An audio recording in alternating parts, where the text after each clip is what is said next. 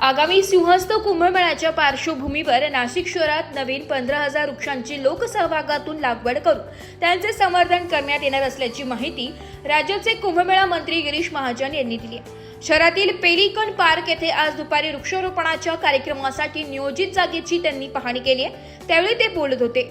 यावेळी आमदार सीमा हिरे, माजी आमदार अपूर्व हिरे, जिल्हाधिकारी आयुष प्रसाद, महानगरपालिकेचे अतिरिक्त आयुक्त करिश्मा नायर, प्रदीप चौधरी, शहर अभियंता संजय अग्रवाल, उपअभियंता हेमंत नांदुर्डीकर, उद्यान अधीक्षक विवेक भदाणे, उद्यान निरीक्षक प्रशांत परब यांच्यासह अधिकारी उपस्थित होते। मंत्री महाजन यांनी सांगितले की राज्य शासन पर्यावरण दृष्ट्या संवेदनशील आहे, यास नाशिक शहराचा अपवाद नाही। पर्यावरण संवर्धनासाठी राज्य शासन कटिबद्ध आहे। त्यामुळेच तपोवन परिसरातील 10 वर्षांच्या आतील वृक्षांची तोड न करता त्यांचे पुनरोपण करण्याचा निर्णय घेण्यात आलाय।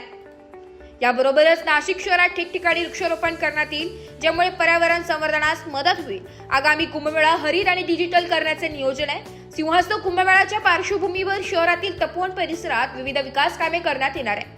यासाठी केवळ 10 वर्षांच्या आतील 1000 वृक्षांचे पुनरोपण शहरातील सिडको येथील पेलिकन पार्क, गंगापूर गाव येथील कालेटकर उद्यानासह उपलब्ध जागांच्या ठिकाणी केले जाणार आहे। यांसह शहरात नवीन 15,000 वृक्षांची लागवड शासन व लोकसहभागातून केली जाणार आहे। यात वड, पिंपळ, जांभूळ अशा अनेक देशी प्रजातीच्या वृक्षांचा समावेश असून 15 फूट वाढ झालेले हे वृक्ष हैदराबादहून मागविण्यात येणार आहे। यासाठी आवश्यक निधी सामाजिक दायित्व निधीतून CSR खर्च करण्यात येणार आहे। तपोवनातील वृक्षांच्या पुनरोपणासह नवीन लावण्यात येणाऱ्या वृक्षांची योग्य देखभाल व निगा राखण्यात येईल। या वृक्षांमुळे हरित नाशिक, हरित कुंभमेळा संकल्पना साकार होऊन आगामी काळात पर्यटनाच्या दृष्टीने नाशिकची वेगळी ओळख निर्माण होईल असा विश्वास मंत्री श्री महाजन यांनी व्यक्त केला आहे।